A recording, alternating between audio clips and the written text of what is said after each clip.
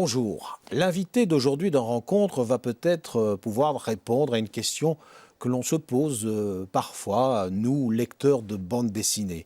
Est-ce qu'un dessinateur ressemble au personnage qu'il crée? Et inversement, est-ce que le personnage dessiné ressemble de quelque manière que ce soit à son père créateur? Alors aujourd'hui, j'ai le plaisir d'accueillir Midam. Midam, bonjour. Bonjour.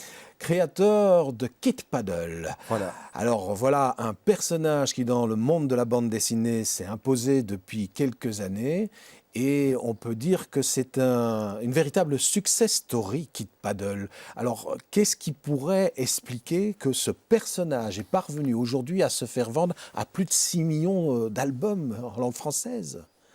Quand j'ai commencé Kid Paddle, c'était dans le magazine Spirou. Et le rédacteur en chef avait été très clair, il m'avait dit c'est un magazine pour enfants, on a besoin de séries pour enfants, fais-nous une série, c'était une idée. En même temps, moi, je voulais aussi épater mes collègues et faire des gags qui me faisaient rire personnellement, rire des enfants, faire rire aussi des trentenaires. Je suis plus trentenaire depuis. Et puis, le troisième public auquel je voulais m'adresser, c'était mes parents, qui étaient quand même assez sceptiques sur une carrière en bande dessinée, même si en Belgique c'est assez répandu, c'est quand même pas aussi facile que ça. Et je pense que ça fait peut-être partie du succès de la bande dessinée. C'est que directement, je me suis orienté sur 3 publics différents, sans trop approfondir le langage jeu vidéo, étant donné que Kid Paddle est une série qui raconte les péripéties d'un gamin qui aime bien jouer aux jeux vidéo, mais je ne suis jamais rentré dedans avec un langage technique, avec un vocabulaire tout à fait particulier que seuls les gamers pourraient comprendre. Alors on va peut-être au cours de cette rencontre essayer de remonter le temps et d'essayer d'imaginer Midam en culotte courte. Alors à ce moment-là, c'est pas encore Midam, c'est Michel Ledan. Oui. Et prédisposition, je dirais, puisque vous naissez à Etterbeek et cette commune, Oui. étrangement, est celle où Hergé et Franquin sont nés. Quelle destinée, c'est extraordinaire. Oui, c'est simplement un hasard. C'est peut-être le seul point commun que j'ai avec eux, finalement. Oui, mais je ne me rappelle pas. J'ai toujours habité, j'ai habité très très longtemps à Schaerbeek. Oui, rue Victor Hugo, et puis place des Carabiniers, près de la RTB. Etterbeek, j'y suis juste né. Juste né. C'est bien. De toute façon, dans une bio, ça fait bien de côtoyer Hergé et Franquin. Ah oui, ne fût-ce que comme ça déjà. Voilà. Alors, oui, il y a un cliché tout de même aussi avec les dessinateurs. On se dit qu'à l'école, ils étaient déjà en train de dessiner dans leur cahier sans écouter le professeur. Alors, est-ce que ce cliché, c'est ça aussi chez vous? C'est pas tout à fait vrai. Effectivement, mes copains de classe me demandaient souvent des petits dessins parce que je dessinais dans les marges des cahiers, mais il y en avait d'autres qui dessinaient mieux que moi. Donc, c'est pas complètement vrai. C'est vraiment très longtemps après que je me suis dit, tiens, finalement, le dessin, je pourrais en faire un métier. Je me suis laissé dire qu'au départ, vous aviez envie d'être camionneur. Oui, mais c'est parce que quand j'étais enfant, j'écoutais une émission de radio en m'endormant le soir. C'était Les routiers sont sympas. Max Meunier, oui. Max Meunier, qui était l'animateur, avec une grosse moustache. Et j'avais envie de rentrer dans cette communauté. C'était la nuit, il circulait en France. J'ai des souvenirs d'été, de chaleur. On s'arrête sur les restos-routes. C'est chaque fois une petite aventure. J'avais envie de faire partie de cette communauté, sans savoir évidemment c'était quoi la réalité de la chose. Alors le dessin, ça vient comment finalement? Vous vous êtes lancé finalement dans un métier artistique un petit peu par hasard? Oui, un petit peu par hasard. J'étais un peu dépité quand je suis sorti de mes humanités, parce que je ne savais pas ce que je voulais faire. Et je sentais bien que j'étais à un carrefour et qu'il fallait que je choisisse quelque chose. Alors j'ai demandé à un psychologue de me faire remplir des tests. Et le type m'a dit, ton profil, c'est quand même vers l'artistique. peut-être parce que j'avais dit, voilà, je joue de la guitare, j'avais un peu dessiné, ce n'est que pour ça. Et il m'a donné une liste, je pense qu'il y avait 35 métiers, et j'ai pris le premier. C'était architecture d'intérieur. Ce qui n'est pas l'architecture, c'est plus de la décoration d'intérieur. Et donc j'ai fait une première année à l'Institut Saint-Luc en architecture d'intérieur. Et ça n'a pas vraiment fonctionné. D'abord parce que je sortais d'une école catholique non mixte et que je me suis retrouvé dans une classe avec 30 filles. Et ça m'a Perturbé. C'est-à-dire je tombais amoureux tous les jours d'une fille différente. Et donc j'étais complètement perdu. Et après, j'ai fait une année de photographie à l'INRACI. Je n'ai même pas fait une année, j'ai fait 4 mois. Il y avait trop de chimie, sensitométrie, mathématiques, physique. C'était c'est trop compliqué pour moi. Et ensuite, je suis retourné à Saint-Luc, mais pas en section bande dessinée, en section illustration. Parce que la bande dessinée, je me suis toujours dit que si je devais en faire, j'en ferais une de drôle, une bande dessinée gros nez. Et à Saint-Luc, en tout cas dans ces années-là, on préconisait plutôt une bande dessinée plus grave, plus intellectuelle, plus imposante. Si vous pouviez faire l'adaptation d'une pièce de théâtre de Tadeusz Kantor, par exemple, en noir et blanc, dessiné au fusain, alors là, c'est formidable. C'est clair que ça ne se vend pas, mais vous aurez peut-être un prix Angoulême. Et donc, j'ai senti ça dès le début. Alors qu'en illustration, on pouvait faire, si on voulait, on pouvait faire un petit peu de BD, mais on faisait des grandes images, puis on faisait plein de choses. On pouvait aussi faire de la 3D. Enfin, de la 3D, à l'époque, la 3D, c'était de la sculpture. Hein, on avait fait des monstres en caoutchouc déjà. Donc, ce sont des études qui m'ont vraiment bien plu. J'ai fait ça pendant 3 ans. Et puis,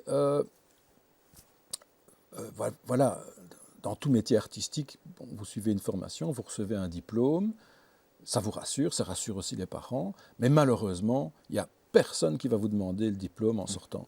Donc, quand je vais voir des éditeurs, ils me rient presque au nez en disant, enfin, tu sors de l'école, quoi, et ton diplôme, c'est magnifique, félicitations, mais ça ne nous intéresse pas. Et là, ça a été peut-être c'est pas une période noire, mais c'était une période un peu particulière où je suis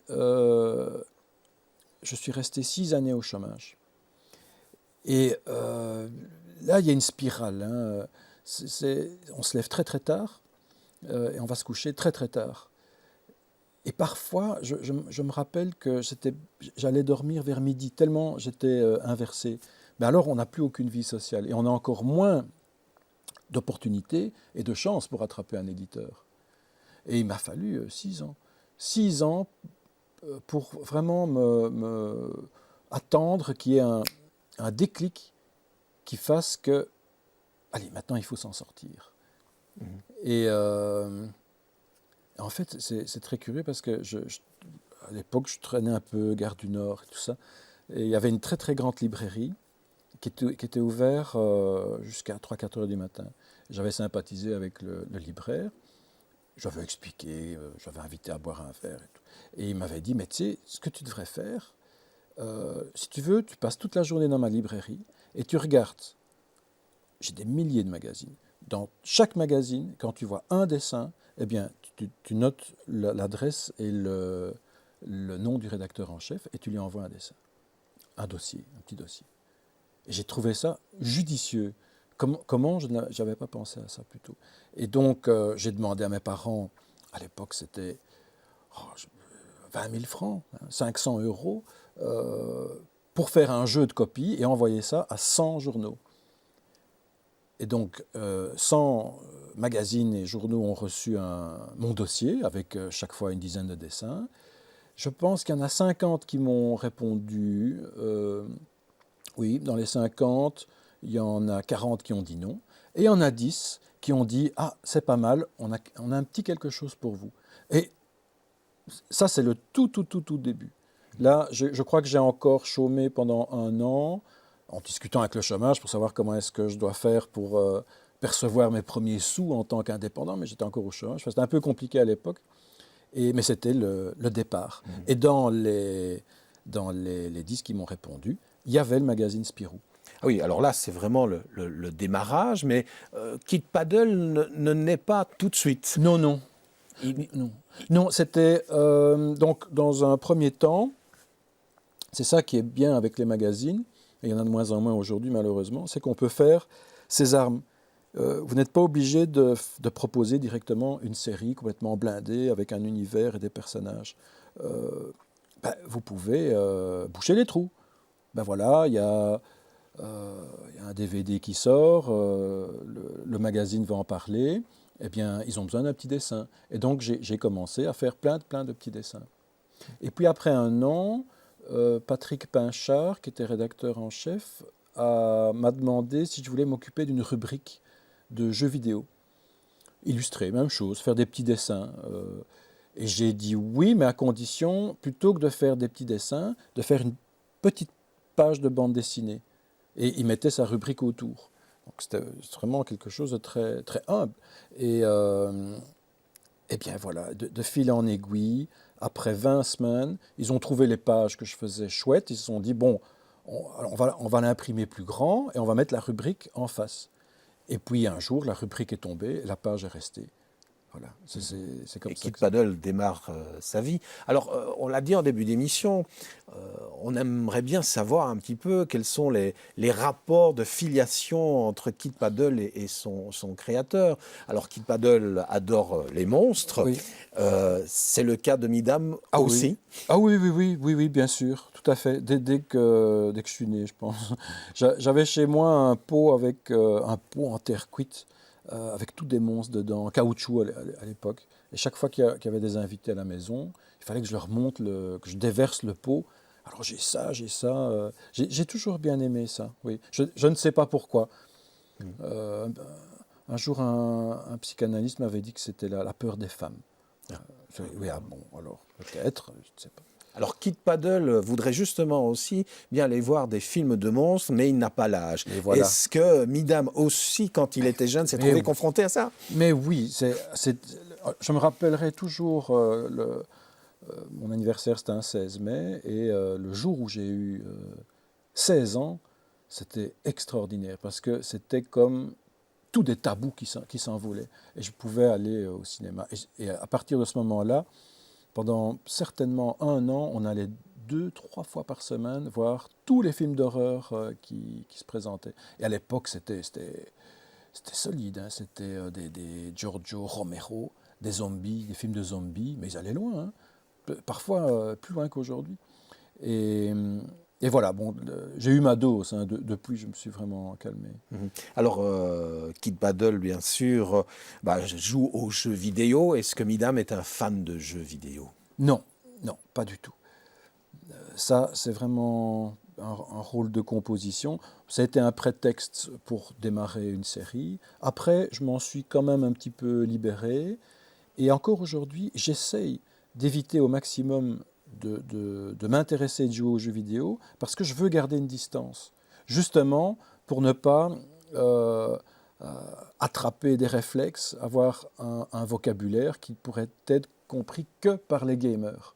Parce que ça, c'est mortel. À partir du moment où on veut un public large, si on commence à devenir un petit peu trop pointu, ça ne va plus marcher. Mhm. Alors Kid Paddle, c'est vrai que c'est une évolution rare dans l'histoire de la bande dessinée. Il fait ses armes dans Spirou, ça marche bien. Et puis, de toute évidence, vous êtes quelqu'un qui n'a pas envie qu'on lui dicte sa destinée. Vous avez envie de la prendre en main vous-même, Oui. jusqu'à décider qu'un jour, les produits dérivés de Kid Paddle, on ne laisse pas ça dans les mains de quelqu'un d'autre. Vous avez envie de garder la main mise là-dessus. Oui, oui, oui, c'est un petit peu excentrique par rapport au milieu de la BD ou aux artistes en général.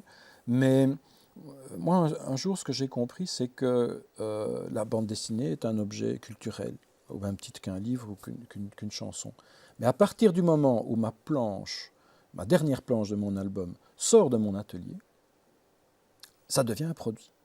Parce que vous allez donner ces planches à un imprimeur, il va faire des albums. Les albums vont être donnés à des commerciaux qui vont devoir jouer de leurs bras musclés pour vous faire de la place sur les tables. Et moi, j'ai voulu accompagner la BD jusque dans les librairies. C'est-à-dire qu'aujourd'hui, ce que j'aime bien, c'est pouvoir regarder comment est-ce qu'on peut faire un chouette box, comment on peut faire une belle publicité sur le lieu de vente, écouter le libraire. Alors, tu préfères en prendre beaucoup ou peu, ou qu'on te refournisse tous les jours, ou alors les visuels, c'est des grands, des petits, des moyens. Ça me passionne. Et je trouve que en plus, c'est être réaliste. Parce que le gars qui écrit un bouquin anticapitaliste ou contre la société de consommation, eh ben, quand il a fini son bouquin, il y a des commerciaux qui vont mettre ces bouquins en place sur les nouveautés. Et c'est toujours au détriment d'un autre. S'il y en a un qui monte sur une table, ça veut dire qu'il y en a un qui descend. Et je trouve ça un peu hypocrite. Donc moi, je veux être cohérent et je veux connaître pas l'envers du décor, mais disons que la face cachée. Et je m'implique là-dedans. Est-ce qu'on peut dire aujourd'hui que Midam n'est pas seulement qu'un dessinateur, mais aussi un redoutable homme d'affaires? Oh non, non, non, je ne suis vraiment pas... je ne suis pas très, très, très bon. Je suis très curieux. J'ai de l'imagination pour les BD, mais j'ai aussi beaucoup d'imagination pour comment vendre un produit. Par contre, la négociation, ça, je délègue, soit à mon associé, soit à mon épouse. Aujourd'hui, c'est une petite entreprise que vous avez. Oui, oui, oui. Oui, c'est ça. On est 3 associés, il y a 3 employés, et puis on travaille aussi avec pas mal d'indépendants, dont la cheville ouvrière et Adam qui dessine Game Over avec moi. Alors justement, voilà, on est loin à un certain moment du dessinateur seul dans sa chambre, isolé. Là, Oui. maintenant, il y a vraiment une équipe derrière et des gens qui dessinent aussi derrière. Oui. Est-ce qu'il y a des gens qui font, par exemple, les décors, des dessins? Comment ça se passe un petit peu, la création? Qu'est-ce que vous gardez, vous, comme privilège de dessinateur et qu'est-ce que vous déléguez? Oh, moi j'aimerais bien tout dessiner et tout scénariser, mais faute de temps, c'est pas possible.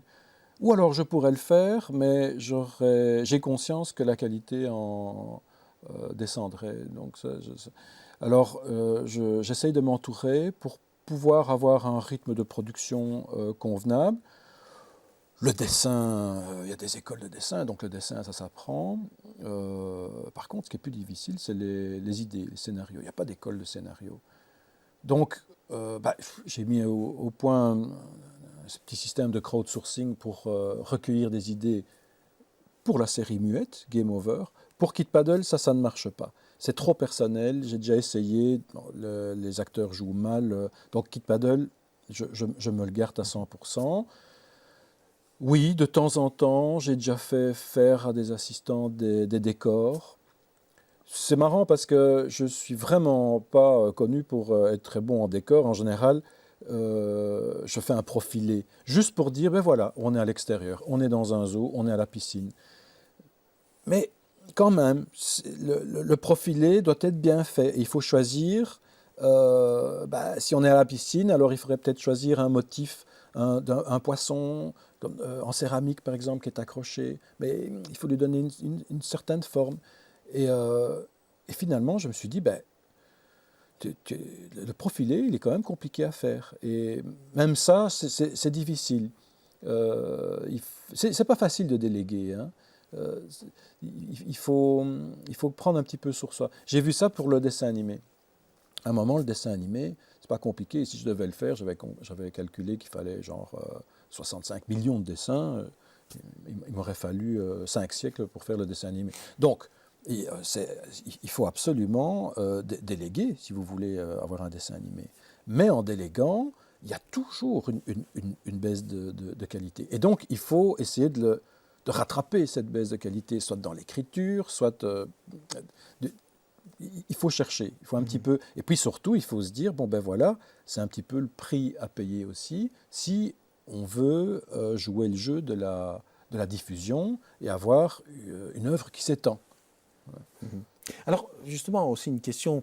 euh, Quel type de dessinateur êtes-vous par rapport à l'avenir de vos personnages? On sait que quelqu'un comme Hergé a décidé que le jour où il arrêtait ou qu'il disparaissait, il n'y avait plus de Tintin. Vous, est-ce que vous êtes déjà imaginé l'après-Midam? Est-ce que ces personnages doivent vous survivre? Est-ce que le fait qu'il y ait d'autres dessinateurs déjà qui les dessinent, ça vous aide dans cette réflexion? Oui, moi je pense que j'aimerais bien que ça continue. J'ai horreur des fins en général. Je n'aime pas la fin d'un film quand on sent que la fin n'est pas loin. Je trouve ça toujours triste. Quand j'étais enfant, je n'aimais pas trop aller dormir parce que c'était la fin d'une petite fête devant la télévision, etc. Et donc, non, non, j'aimerais bien que ça continue. Je veux que ça continue. Maintenant, les gens qui s'occuperont de ça, il faudra qu'ils choisissent les bonnes personnes. Hein. Des dessinateurs, je pense qu'on peut en trouver. Maintenant, il faudra trouver les bons scénaristes. Mhm. Mais Alors, même si c'est très très mauvais, je vais me retourner dans ma tombe très content en disant, mais bien, évidemment. est-ce que finalement, aujourd'hui, quand on est un créateur BD à succès, comme c'est le cas, Kid Paddle, Game Over à côté, même si vous le déléguez beaucoup, est-ce qu'à ce moment, on ne se sent pas un peu prisonnier de ces personnages, ce qui est arrivé à Hergé, ce qui est arrivé à Franquin aussi, par rapport, par exemple, à Spirou et Fantasio? Est-ce qu'il n'y a pas un moment où on a un petit peu de se libérer, quoi? Oui, oui, bien sûr, mais il faut le faire. S'il y a un trop-plein, il faut le faire. Moi, je l'ai fait. Je pense qu'entre 2007 et 2011, je n'ai pas sorti un kit paddle.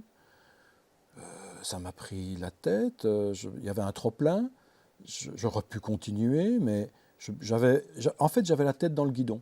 Hein. Et quand on est la tête dans le guidon, vous voyez votre pneu, mais vous ne voyez pas la route au loin. Et donc, pendant certainement 2 ans, je me suis relevé et j'ai regardé un petit peu l'horizon pour voir où j'allais. Et j'ai fait d'autres choses. J'avais fait avec Adam, d'ailleurs, comme dessinateur, Harding Was Here, qui était une série sur l'histoire de l'art, pseudo-réaliste, vraiment très chouette. Alors peut-être qu'un jour je vais reprendre. Non, mais il ne faut pas se laisser... Il faut avoir la maîtrise. Et bon, s'il y a un trop-plein, ben, il y a un trop-plein. Il faut arrêter, il faut faire autre chose, ou reprendre, ou une respiration. Mais je ne me sentirai jamais prisonnier, je pense. Et la peur éventuellement qu'on envahisse trop le marché et qu'à un certain moment, il y a une saturation par rapport au lecteur. Parce qu'il y a quand même une sortie très régulière de Oui, Kid oui, Paddle oui, et oui. Game Over. Est-ce qu'on Oui. n'a pas un peu peur à un certain moment d'en faire trop? Oui, oui, oui, tout ça, nous sommes tous en alerte là-dessus. On regarde un petit peu les habitudes des gens. Il m'a semblé qu'il y a 5, 6 ans encore, ben, on pouvait faire une bande dessinée tous les 2 ans. Les gens suivaient très régulièrement. Aujourd'hui, j'ai l'impression que le rythme s'est un petit peu accéléré. On essaye d'être dans le mouvement. Mais oui, au premier signe, c'est clair comme je suis maître de mes univers et de leur production, au premier signe, s'il y a quelque chose qui me dit il faut produire moins, je vais produire moins. Je ne vais pas me laisser emprisonner. Mhm. Une carrière de guitariste éventuellement, au cas où? Mais absolument, c'est vrai que c'est un de mes hobbies que j'ai laissé tomber pendant des années. Aujourd'hui, je m'y recolle quand même de temps en temps. Oui, ça m'ouvre l'esprit, ça me délie les doigts. Ouais. Des projets évidemment de plus en plus. C'est le rêve américain, il est toujours là aussi? Ah oui, ce serait formidable si on pouvait arriver en Amérique. On a beaucoup d'espoir parce qu'on est extrêmement bien perçu pour le moment à Montréal. Bon, c'est pas l'Amérique, Mais c'est à côté. c'est à côté et je pense qu'on a un projet aussi pour le Canada anglophone. Donc on se rapproche encore un petit peu. Kid Paddle en anglais, c'est C'est un peu bizarre. Hein. Le paddle, finalement, il y avait le joystick dans les années 90, et puis il y avait le paddle qui était une espèce de palette avec une croix et 3 boutons pour jouer aux jeux vidéo. Et donc le paddle, c'était ça. Mais le paddle, ça veut aussi dire la rame en anglais. Et je me demande si dans le matériel sadomaso, c'est pas aussi une palette en cuir pour taper sur les fesses des gens, je pense. Ben voilà, Kid Paddle, en tout cas, a un bel avenir devant lui, et puis Game Over aussi. Voilà. Donc, une aventure qui ne fait que commencer, on en est intimement persuadé. Mesdames, merci d'être passées par chez nous pour ce Merci à vous. moment de rencontre, et puis j'espère qu'on aura un petit peu répondu à la question du départ de cette émission, et qu'on aura compris qu'un dessinateur, parfois, ressemble un peu à son personnage, mais pas tout à fait. Le mystère reste encore un tout petit peu. Merci beaucoup. Bonne Merci à vous. continuation. À bientôt.